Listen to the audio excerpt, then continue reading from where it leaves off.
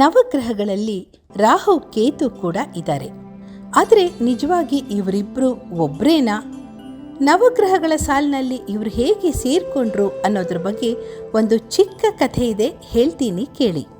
ಅಮೃತವನ್ನು ಪಡೆದು ಅಮರರಾಗಬೇಕು ಅಂತ ದೇವತೆಗಳು ಹಾಗೂ ಅಸುರರು ಅಂದರೆ ರಾಕ್ಷಸರು ಸಮುದ್ರ ಮಂಥನವನ್ನು ಮಾಡಿದ್ರು. ಆಗ ಮೊದಲು ಬಂದಿದ್ದು ಹಲಾಹಲ ಅಂದರೆ ವಿಷ. ಇದನ್ನು ತಕ್ಷಣ ಶಿವ ಕುಡಿತಾನೆ. ಅದು ಗಂಟಲಿನಿಂದ ಕೆಳಗೆ ಎಳೆಯದಂತೆ ಪಾರ್ವತಿ ಗಂಟಲಿನಲ್ಲೇ ತಡಿತಾಳೆ. ಆಗ ಶಿವ ವಿಷಕಂಠ ಆಗ್ತಾನೆ.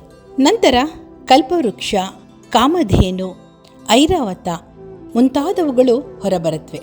ಹೀಗೆ ಸಮುದ್ರ ಮಂಥನ ಮಾಡ್ತಾ ಇರಬೇಕಾದ್ರೆ ಅಮೃತ ಕೂಡ ಬರುತ್ತೆ. ಅದನ್ನು ತಕ್ಷಣ ಅಸುರರು ಅಂದರೆ ರಾಕ್ಷಸರು ತಗೊಂಡ್ಬಿಡ್ತಾರೆ.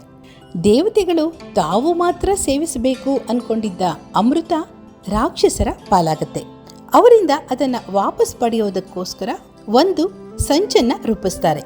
ಆಗ ವಿಷ್ಣು ಮೋಹಿನಿ ರೂಪದಲ್ಲಿ ಬಂದು ಅಸುರರಿಂದ ಆ ಅಮೃತವನ್ನು ಪಡಿತಾನೆ ಹಾಗೂ ಹೇಳ್ತಾಳೆ, ಈ ಅಮೃತವನ್ನು ನಾನು ಎಲ್ಲರಿಗೂ ಸಮನಾಗಿ ಹಂಚ್ತೀನಿ ಅಂತ.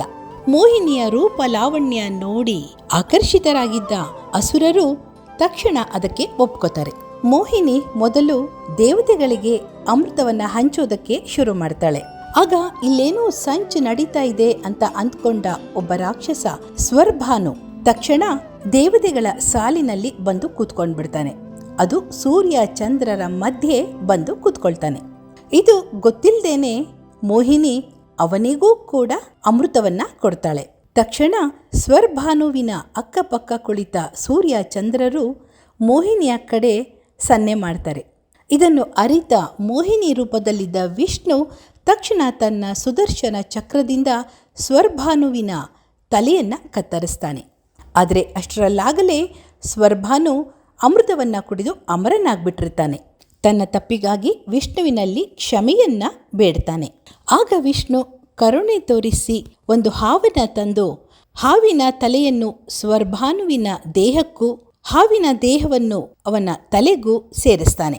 ಆಗಿನಿಂದ ಮನುಷ್ಯನ ತಲೆ ಹಾವಿನ ದೇಹ ಇರುವವನನ್ನು ರಾಹು ಎಂದು, ಹಾವಿನ ತಲೆ ಮನುಷ್ಯನ ದೇಹ ಇರುವವನನ್ನು ಕೇತು ಎಂದು ಕರೆದರು.